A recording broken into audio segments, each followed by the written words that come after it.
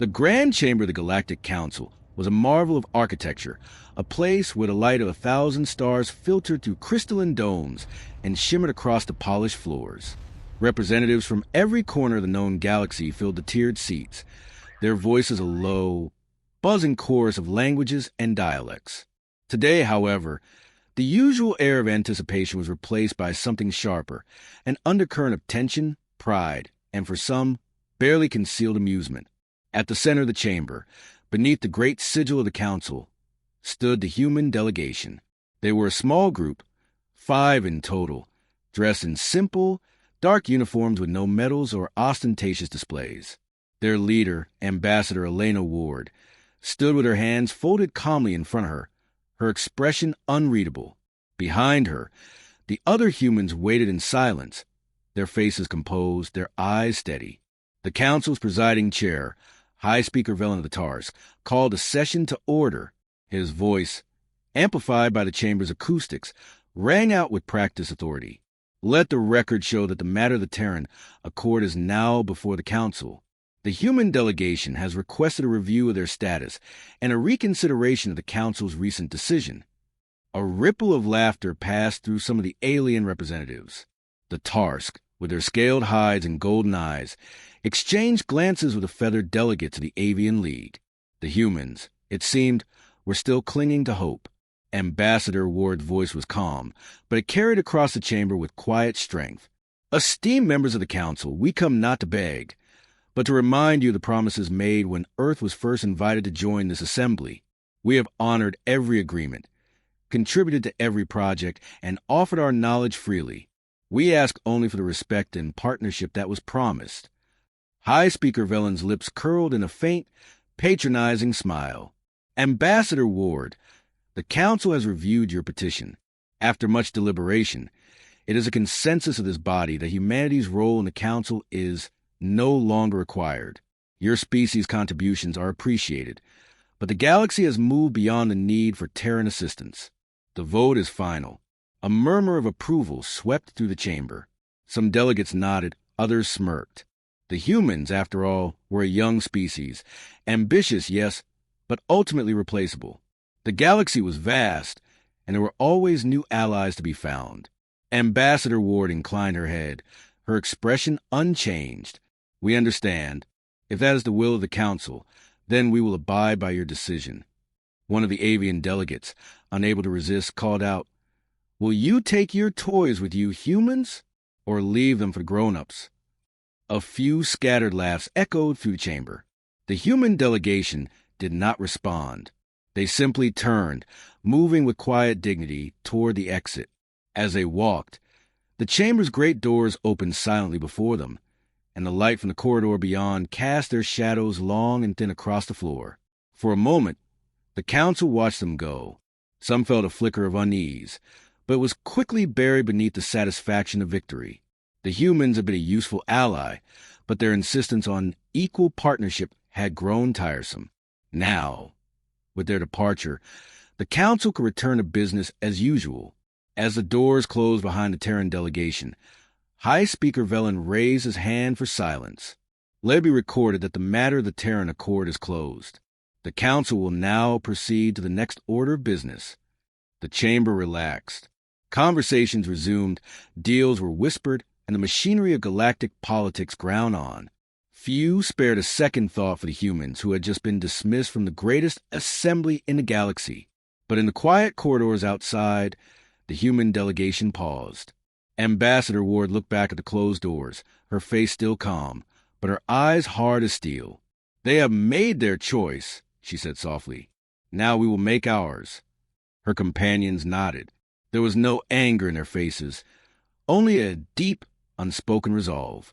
Without another word, they walked away, out of the council chambers, out of the heart of galactic power, and soon out of the affairs of the wider galaxy. Inside the chamber, the council's business continued. Reports were read, votes were cast, and the future of 1,000 worlds was debated. The absence of the humans was barely noticed, except by a few who remembered the quiet efficiency with which the Terrans had handled crises, solved problems, and built bridges between rival species. One such delegate, a small gray-furred being from the planet Lyra, leaned toward her neighbor. "Do you think it was wise to send them away?" she whispered. Her neighbor, a tall, crystalline entity from the Varan cluster, shrugged. "They were useful, but too demanding. The Council will manage. We always have." The Lyran delegate nodded, but her eyes lingered on the empty space where the humans had stood. She remembered, as others did not, the time when a Terran engineer had saved her world's orbital station from disaster, working through night without sleep or complaint. She remembered the human doctors who had volunteered during the plague on Vera, risking their own lives to save strangers. But such memories were fleeting, and the business of the galaxy was relentless. The Council moved on, confident in its power, blind to the consequences of its decision. In the days that followed, the story of a human's quiet departure spread through the halls of power. Some mocked their silence. Others dismissed it as wounded pride. But a few, the wise and the wary, wondered what the galaxy would look like without the Terrans quietly working the background, solving problems, mending rifts, and holding the fragile fabric of civilization together. They would not have to wonder for long. The days after the humans' departure passed in a blur of routine for most of the Galactic Council. The Council's grand chamber was once again filled with a hum of debate, the exchange of favors, and the subtle dance of alliances and rivalries. On the surface, nothing had changed. The galaxy spun on, indifferent to the absence of one small, blue world and its people.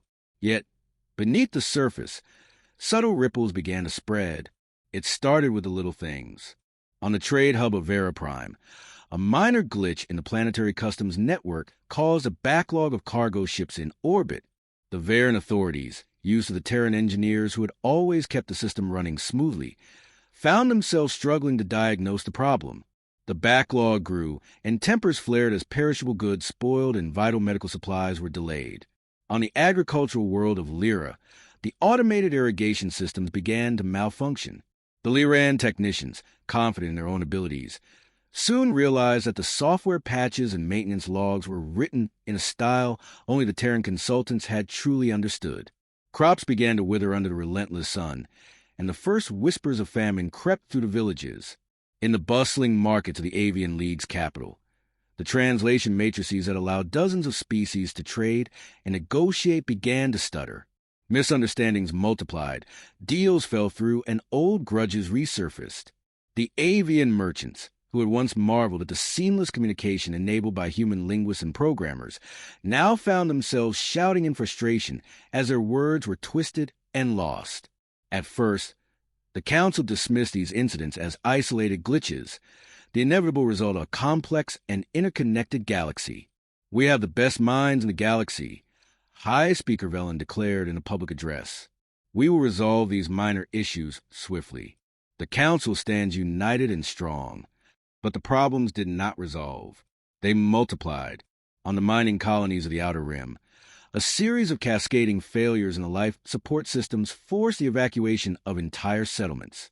The emergency protocols, designed and maintained by Terran specialists, proved impossible to decipher for the local crews. The Council dispatched teams of experts, but progress was slow and the cost in lives and resources mounted. In the medical academies of the core worlds, a mysterious virus swept through the student population. The standard treatments failed, and the only effective cure was a compound developed by a Terran researcher, one who had left with the rest of her people. The formula, never fully documented in the Council's archives, was now lost. Rumors began to spread. In the shadowed corners of spaceports and the encrypted channels of Galactic Net, people whispered about the Terran withdrawal. Some claimed the humans had sabotaged the systems before leaving, a final act of spite. Others insisted it was simply the galaxy's over-reliance on Terran expertise coming home to roost. A few, the most perceptive, saw the truth. The humans had not sabotaged anything. They had simply left, taken with them their knowledge, their skills, and their quiet, relentless dedication to keeping the galaxy running. In the council chamber, the mood began to shift. The laughter and mockery faded, replaced by a growing sense of unease. Reports of failures and disruptions arrived daily, each one more serious than the last. The council's committees met in emergency sessions, but their solutions were patchwork at best. Some delegates began to question the wisdom of the council's decision. The Liran representative, her fur now streaked with worry, spoke up during a closed session. "We have made a mistake. The humans were not just another species. They were the glue that held our systems together." High Speaker Velen bristled. "Are you suggesting we beg for their return?" "The council does not bow to threats or manipulation." "There was no threat," the Liran replied quietly. "Only a warning, and we ignored it." Elsewhere, the consequences of the council's blunder became impossible to ignore. On the border worlds, trade convoys vanished without a trace. The pirates and raiders, once kept in check by Terran patrols and intelligence networks, grew bold. The flow of goods and information slowed to a trickle, and the first signs of economic collapse appeared in the markets of the core. On the medical front, outbreaks of disease spread unchecked. The Terran doctors, who had once traveled from world to world, sharing their knowledge and compassion, were gone. The Council's own medical corps, though skilled, lacked the adaptability and innovation that had made the Terrans so effective. In the great universities, students pored over incomplete notes and half-finished projects, struggling to understand the logic behind Terran algorithms and engineering. The best and brightest of the galaxy found themselves stymied by the elegant complexity of human design. The whispers grew louder. Where did the humans go? Why are things falling apart? Who will fix this? In the absence of answers, fear took root. Old rivalries flared as worlds blamed each other for the growing chaos. The Council, once a symbol of unity, now seemed paralyzed by indecision and denial. A few voices, brave or desperate, began to call for action. "We must find the Terrans," they argued. "We must ask for their help, or at least understand what we have lost." But the Council, proud and stubborn, hesitated. To admit their mistake would be to admit weakness. And so, as the galaxy began to unravel, the Council clung to its pride, even as the consequences of their blunder became ever more apparent. In the quiet places between the stars, the humans watched and waited. They had walked away without anger, without threats, without fanfare, but their absence was a wound that the galaxy could not ignore. And the true cause of the Council's arrogance was only beginning to be revealed. The unraveling of the galaxy was not a sudden catastrophe, but a slow, relentless decay. Each day brought new failures, each week a fresh crisis. The Council's proud assurances faded into silence as the scale of the problem became undeniable. On the industrial world of Carthos, the planetary energy grid flickered and died. Entire cities were plunged into darkness, factories ground to a halt, and food supplies spoiled in powerless storage units. The Carthans, once dismissive of Terran over-engineering, now found themselves poring over human schematics, desperate to restore power. But the systems were too complex, the redundancies too cleverly woven. The Terran engineers who had designed them were gone, and the manuals they left behind were filled with cryptic notes and half-finished translations. In the heart of the core worlds, the great data relays that connected the galaxy's information networks began to fail. Messages were lost, navigation beacons went dark, and ships vanished into the void, unable to find their way. The Council's own technicians, trained in the best academies, struggled to keep up. They discovered, to their dismay, that the Terrans had not just maintained the networks. They had improved them, patched vulnerabilities, and created backup systems that no one else understood. On the medical world of Serev, a plague swept through the population. The local doctors, overwhelmed and exhausted, searched for the Terran-developed antiviral that had once been distributed freely. But the formula was gone, the supply lines broken. The Council sent aid, but it arrived too late for thousands. The economic consequences rippled outward. Trade routes collapsed as pirates and warlords seized the opportunity to strike. The once bustling markets of the Avian League stood empty, their shelves bare. On the mining colonies, production slowed to a crawl as machinery broke down and spare parts ran out. The Council's treasury, once flush with the profits of galactic commerce, began to dwindle. In the Council chamber, panic replaced pride. Emergency sessions dragged on for days, filled with shouting, accusations, and desperate proposals. The High Speaker's voice, once so confident, now trembled with uncertainty. "We must restore order," Velen insisted, his golden eyes darting from one delegate to another. We must find a solution. The Liran representative, her fur now thin and patchy from stress, spoke up. We had a solution. We sent it away. A heavy silence fell over the chamber. No one wanted to admit the truth, but it hung in the air like a storm cloud. Some delegates began to investigate, searching for the root of the crisis. They traced the failures back, step by step, and found a common thread. At every critical juncture, a Terran had once been present. A human engineer had designed the failsafe. A human doctor had developed a cure. A human diplomat had brokered the fragile peace between rival worlds. Flashbacks surfaced in the minds of many. They remembered the quiet Terran who had worked through the night to repair a failing reactor, the human scientist who had stayed behind during an outbreak to care for the sick, the Terran negotiator who had defused a war with few well-chosen words. These memories, once taken for granted, now seemed precious and irreplaceable. In the archives, a young Varan researcher uncovered a series of messages left by a Terran systems analyst. The notes were filled with advice, warnings, and gentle reminders. Check the secondary relays every 6 months. Don't ignore the minor fluctuations in the power grid. Remember, redundancy is your friend. The researcher realized with a sinking heart that these were not just technical instructions. They were philosophy, a way of thinking that the galaxy had never truly understood. The Council dispatched envoys to the farthest reaches of the galaxy, searching for any trace of the humans. They visited abandoned embassies, empty research stations, and silent outposts. Everywhere they went, they found the same thing, a sense of absence, a void where the Terrans had once been. On the world of Lyra, the crops continued to wither. The local farmers, desperate, tried to replicate the Terran irrigation algorithms, but the systems refused to cooperate. In frustration, one farmer smashed the control panel, only to discover a handwritten note taped inside. If you're reading this, we're gone. Don't forget to clean the filters. In the Avian League, the translation matrices finally failed completely. Trade ground to a halt, and old rivalries flared into open conflict. The avian merchants, once so proud of their cosmopolitan markets, now found themselves isolated and alone. The unraveling was not just technical or economic. It was social.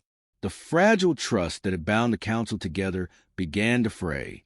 Accusations flew. Some worlds blamed others for hoarding resources, while others accused their neighbors of sabotage. The Council's authority, once absolute, now seemed hollow. In the midst of the chaos, a few voices called for humility. The Liran delegate, her voice hoarse but resolute, addressed the chamber. We must acknowledge our mistake. We must seek out the Terrans, not as supplicants, but as partners. We must learn from them, not just their technology, but their way of thinking. But pride dies hard. High Speaker Velen, his authority slipping, resisted. We cannot be seen to beg. The Council must remain strong. Strength is not stubbornness, the Liran replied. Strength is the ability to adapt, to learn, to change. Outside the Council chamber, the galaxy continued to unravel. On the border worlds, warlords carved out petty kingdoms. On the core worlds, the lights flickered and died. In the empty corridors of abandoned Terran embassies, the dust settled in silence. And somewhere, far from the chaos, the humans watched. They had walked away quietly, leaving behind only memories and the faint hope that the galaxy would one day understand the true cost of arrogance. The unraveling was not yet complete. The worst was still to come. The Council's emergency sessions grew longer and more desperate. The Grand Chamber, once a place of order and ceremony, now echoed with raised voices and bitter accusations. Delegates who had once prided themselves on their composure now argued openly, their alliances fraying under the strain of crisis. The galaxy's most powerful assembly was unraveling, just as the worlds it governed were. In the midst of this chaos, a realization began to dawn, a slow, painful awakening that spread from the lowest functionaries to the highest-ranking officials. The Council had not simply lost a member. It had lost the quiet force that had kept the galaxy's machinery running. The Terrans had not been loud or demanding, but their absence was deafening. A special session was called, attended by every major delegate. The chamber was filled with a heavy, expectant silence as the Liran representative took the floor. Her fur was thin, her eyes tired, but her voice was clear. "We must face the truth," she began. "We believed ourselves superior. We dismissed the Terrans as upstarts, as meddlers, as a species that did not know its place. But it was their hands that held our systems together. It was their minds that solved our problems before we even knew they existed. We have made a terrible mistake." Some delegates nodded, shame flickering across their faces. Others looked away, unwilling to meet her gaze. High Speaker Velen, his authority now a shadow of what had been, tried to regain control. "We cannot dwell on the past," he said, his voice brittle. "We must focus on solutions. The Council has always found a way forward. But at what cost?" the Liran pressed. "How many more worlds must suffer before we admit our error? How many more lives must be lost before we seek help?" A murmur of agreement rippled through the chamber. The avian delegate, one so quick to mock, now spoke with subdued tone. "My world's markets are silent. Our people are hungry. We need the Terrans' expertise, their compassion. We need their presence." The Varen, crystalline and proud, finally broke his silence. "We have tried to fix the systems they left behind. We have failed. Our best minds cannot replicate their work. We must find them." The Council voted, for the first time in months, with near unanimity. A delegation would be sent to search for the Terrans, to plead for their return, not as subordinates, but as equals. The decision was met with a mixture of relief and dread. Pride still lingered, but necessity had finally triumphed. As the search began, the Council's envoys traveled to every corner of the galaxy. They visited the ruins of Terran embassies, now overgrown with neglect. They scoured the archives for clues, piecing together the last known movements of human ships and diplomats. They questioned those who worked closely with the Terrans, gathering stories of quiet heroism and selfless service. In the process, a new narrative began to emerge. The Terrans had not been conquerors or manipulators. They had been partners, collaborators, and, in many cases, friends. Their warnings had not been threats, but pleas for respect and understanding. The envoy's journey was not easy. Many worlds, now in chaos, were hostile to outsiders. Pirates and warlords ruled the borderlands, and the once safe trade routes were fraught with danger. The envoys pressed on, driven by desperation and the hope of redemption. On the world of Serev, the envoys found a clue, a message left by a Terran doctor before she departed. It was simple, almost childlike in its sincerity. "We wanted to help. We wanted to belong. If you ever need us, look for the quiet places, the places where people still listen." The envoys followed this advice, seeking out the forgotten corners of the galaxy. On a remote moon, they found a small community of Terrans, living in harmony with the local species. The humans were thriving, their settlement a model of cooperation and resilience. The envoys approached with humility, explaining the Council's plight and begging for assistance. Ambassador Elena Ward, now older and grayer, but still possessing the same quiet strength, listened to their plea. She did not gloat or scold. Instead, she asked a simple question: why should we return? The envoys struggled to answer. They spoke of the suffering, the chaos, the need for Terran expertise. But Ambassador Ward shook her head. "You do not need our technology," she said. "You need our perspective. You need to understand that respect and partnership are not gifts to be granted or withheld. They are the foundation of civilization." The envoys listened, chastened. They realized that the Council's blunder had not just been a political mistake. It had been a moral failure. They had valued power over partnership, authority over understanding. Ambassador Ward considered their request.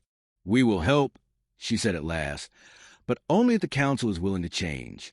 Only if you are ready to treat us and all others as equals." The envoys agreed, their relief palpable.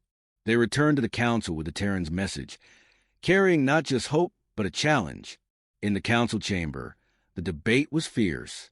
Some delegates resisted, unwilling to relinquish their old prejudices. But the evidence was overwhelming. The galaxy was falling apart, and only humility and cooperation could save it. In the end, the Council voted again. This time, The decision was unanimous. The Terrans would be welcomed back, not as subordinates, but as partners. The council would change or it would perish. As the news spread, a sense of cautious optimism returned to the galaxy. The first Terran engineers and doctors began to arrive on stricken worlds, working side by side with local teams. The systems that had failed were slowly restored, not by Terran hands alone, but through true collaboration. The lesson was clear. Arrogance had led to disaster, but humility could lead to renewal. And in the quiet places between the stars, the humans watched, and at last began to hope. The return of the Terrans was not a triumphant parade, nor was it marked by grand speeches or celebrations. Instead, it was a quiet, methodical process, one that mirrored the way humans had always worked in the galaxy. They arrived in small teams, often unannounced, and set to work where the need was greatest. There were no demands for recognition, no insistence on apologies. The only requirement was cooperation and a willingness to learn from past mistakes. On Carthos, the first Terran engineers to arrive were greeted with a mixture of relief and embarrassment.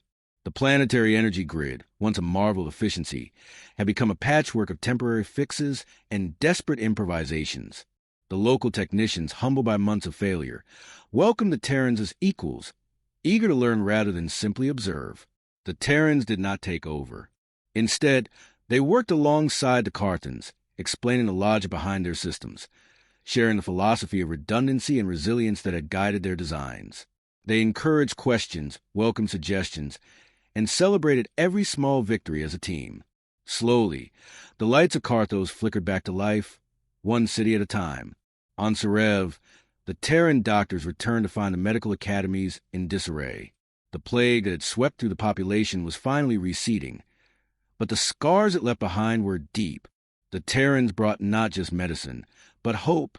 They trained local doctors in new techniques, shared their research freely, and listened to the stories of loss and survival.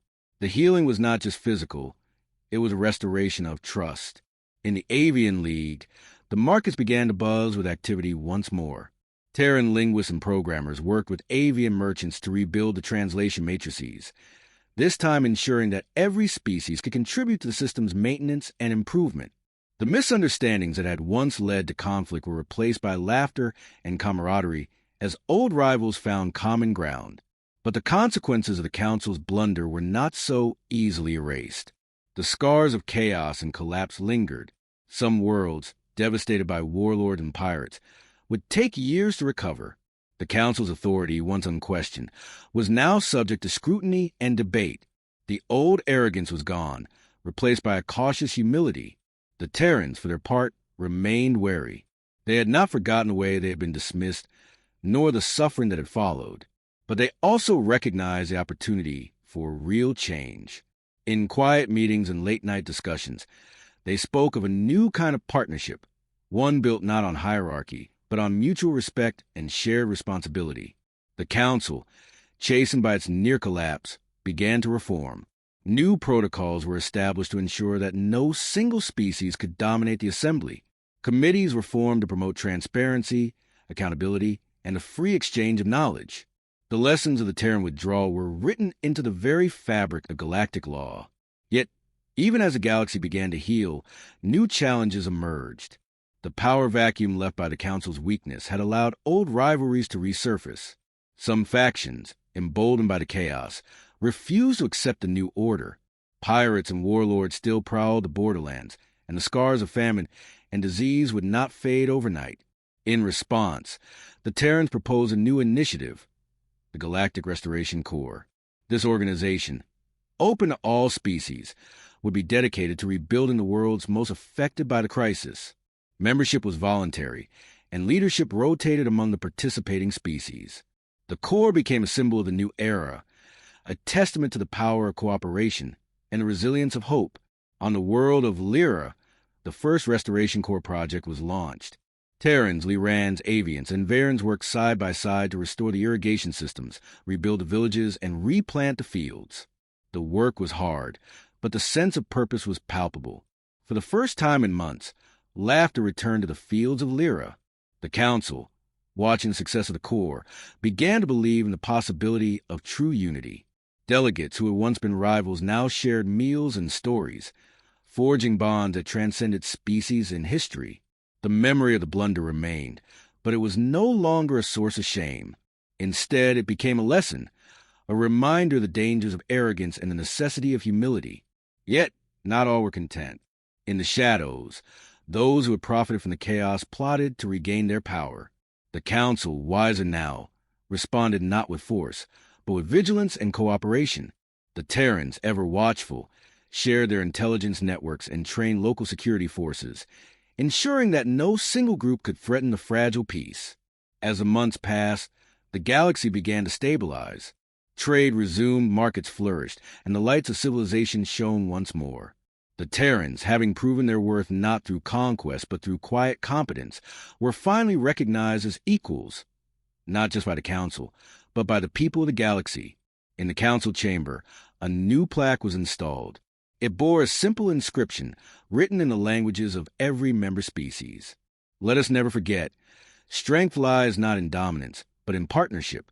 May we walk together, quietly, into a better future. And so, the galaxy moved forward, not unchanged, but wiser.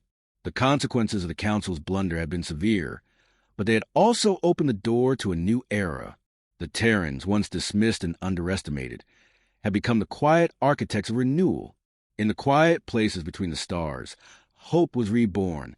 The galaxy's wounds began to heal, but the memory of what happened lingered in every council chamber, every marketplace, every home. The story of a human's quiet departure, and the chaos that followed, became a lesson passed from generation to generation. It was told not as a tale of vengeance or retribution, but as a warning against arrogance and the blindness of pride. On the distant world where the Terrans had first settled after leaving the Council, life flourished. Their cities were models of sustainability and cooperation, blending human ingenuity with the best ideas borrowed from 100 other species. The planet's skies were filled with ships of every design, and its fields and forests echoed with the voices of many peoples, all working together. Here, the Terrans had built not an empire, but a community, a living example of what the galaxy could become. It was to this world that the new Council delegation came, not as rulers or supplicants, but as guests. The journey was long and humbling. The delegates arrived in a single unarmed vessel, carrying no demands, only requests of dialogue. They were received with courtesy, but also with a certain distance. The Terrans remembered, and they had learned to be cautious. The meeting took place in a simple hall overlooking a valley of green and gold. Ambassador Elena Ward, older now, her hair streaked with silver, greeted the delegation with the same calm dignity she had shown years before. The Council's new speaker, a young avian named Saris, spoke first. "We come not to ask for your return, but to seek your wisdom," Saris said. "The galaxy has changed. We have changed, but we know there is still much to learn." Ambassador Ward listened, her gaze steady. "What is it you wish to know?" Saris hesitated, then spoke with honesty. "How did you endure? How did you build a society that thrives on respect and cooperation when so many others fall to division and pride?" Ward smiled, a gentle, knowing smile. "We learn from our mistakes. We learn that strength is not found in the loudest voice or the sharpest weapon, but in the willingness to listen, to adapt, to walk away when respect is denied, and to return only when it is freely offered." The delegates listened, taking in every word. They asked about Terran technology, about their systems of governance, about the Restoration Corps and the new alliances that had formed in the wake of the crisis. The Terrans answered every question, but always returned to the same theme: partnership, humility, and the courage to change. As the days passed, the delegation toured the Terran world.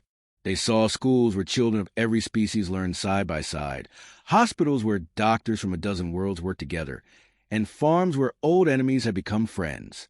They saw, in every corner, the quiet power of cooperation.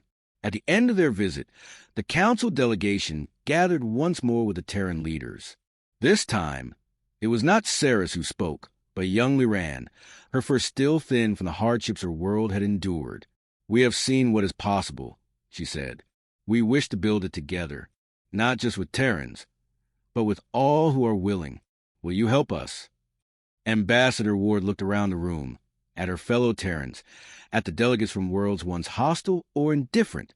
She saw hope, and she saw the hard-won wisdom that only suffering could teach. "We will help," she said. "But remember, the future we build must belong to everyone. No more councils of the few, no more voices silenced by pride. If we are to walk forward, it must be together." The agreement that followed was unlike any treaty the galaxy had ever seen. It was not a contract of power, but a pledge of partnership. Every world, every species was invited to contribute, to lead, to learn. The Restoration Corps became the foundation of a new alliance, one that valued not dominance, but the quiet strength of unity. In the years that followed, the galaxy changed in ways no one could predict it. The old rivalries faded, replaced by a spirit of collaboration. Worlds once ravaged by war and famine became centers of learning and innovation. The Council itself was transformed, its chambers now filled with voices that had once been ignored. The story of the Terrans' walkaway and the consequences that followed remained a touchstone. It was taught in schools, debated in universities, and remembered in every act of kindness and cooperation. The lesson was simple but profound. When respect is denied, even the quietest can become the most powerful. And when respect is restored, even the greatest wounds can heal. On the anniversary of the Terrans' return, a new tradition began. Across the galaxy, people paused for a moment of silence, not to mourn, but to remember. In that silence, they honored the cost of arrogance and the gift of humility. Ambassador Ward, now retired, watched the celebrations from her home in the valley. She saw children of every species playing together, heard the laughter of friends who had once been enemies, and felt a quiet pride. The galaxy had learned its lesson, not perfectly, not without struggle, but enough to change its course.